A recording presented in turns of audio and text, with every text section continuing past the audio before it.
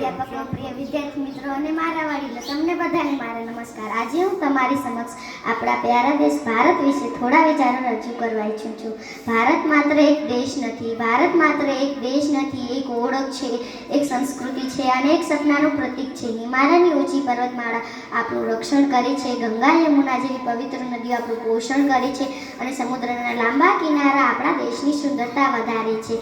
ભારત વિવિધતાનો દેશ છે। અહીં અનેક ભાષાઓ, ધર્મો અને પરંપરાઓ છે, પણ આપણે સૌ એક છીએ। ભિન્નતા હોવા છતાં પણ એકતામાં જ આપણું ગૌરવ છુપાયેલું છે।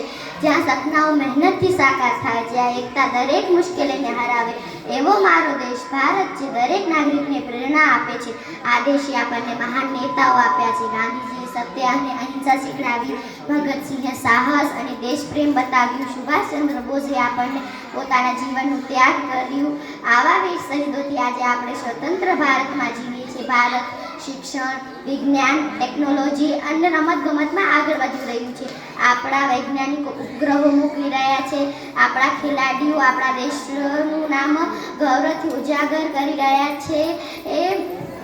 આજે હું શીખું, કાલે કરું, મારા જ્ઞાન અને મહેનતથી ભારતનું ભવિષ્ય ઉજવું।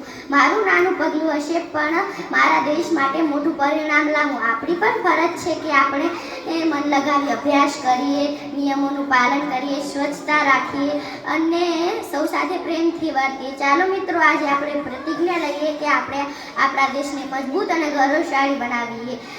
ભારતમાં એકતા છે સાચી શક્તિ, ભારતમાં એકતા છે સાચી શક્તિ, એના પ્રેમમાં છુપાયેલી છે સાચી ભક્તિ। જય હિન્દ, જય ભારત, ભારત માતા કી જય।